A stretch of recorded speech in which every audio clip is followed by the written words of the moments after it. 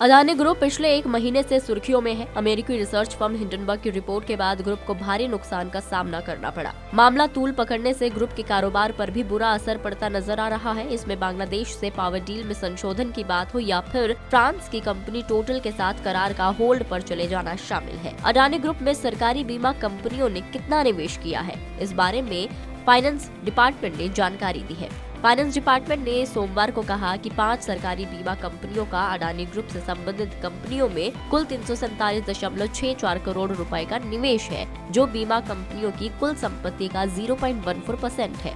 वित्त राज्य मंत्री भागवत कराड़ ने लोकसभा में एक सवाल के लिखित जवाब में ये जानकारी दी। उनसे अडानी ग्रुप की कंपनीज में बैंकों और वित्तीय संस्थाओं द्वारा किए गए निवेश या कर्ज के संबंध में सवाल किया गया था। भगवत कराड़ ने बताया कि अडानी ग्रुप कंपनियों में जीवन बीमा निगम LIC का निवेश 35,917.31 करोड़ रुपए का है।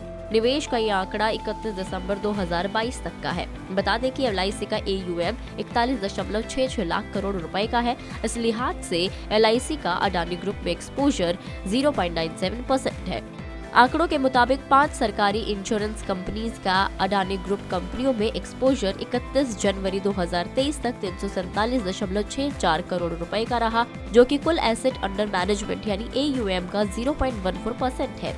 5 सरकारी कंपनियों में new India insurance company, united India insurance company, national insurance company, oriental insurance company और general insurance corporation of India शामिल है। बता दें कि 24 जनवरी 2023 से अडानी ग्रुप शेयर्स में तेज गिरावट दर्ज की जा रही है।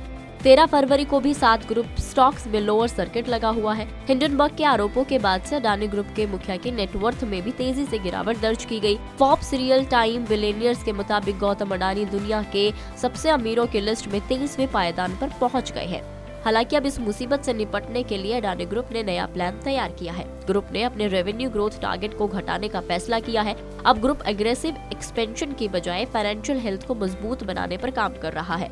ग्रुप का पूरा फोकस अब कर्ज चुकाने, कैश बचाने और कैपिटल एक्सपेंडिचर यानी नए निवेश की स्पीड को धीमा करने पर रहेगा।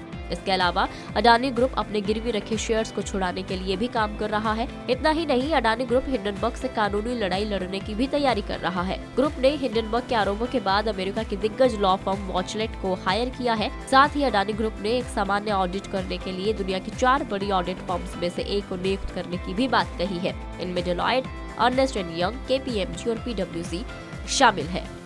अब देखना ये होगा कि अडानी किस तरह से अपनी इन मुसीबतों से बाहर निकल पाते हैं। आपको क्या लगता है, हमें कमेंट करके जरूर बताएं। अगर आप इस वीडियो को फेसबुक पर देख रहे हैं तो फेसबुक पेज को लाइक करें और अगर आप हमें यूट्यूब पर देख रहे हैं तो यूट्यूब चैनल को सब्सक्राइब करना ना भूलें।